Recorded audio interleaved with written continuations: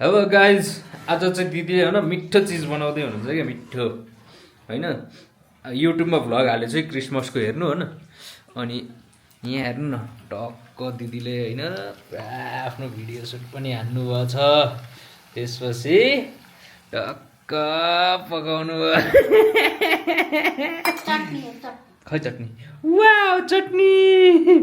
पकौडा यस, अब चाहिँ पकौडा खाने हो।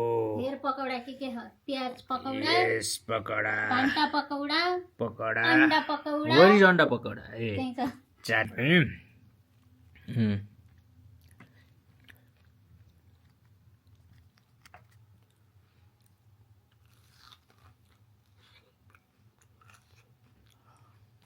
सासु सासु हो।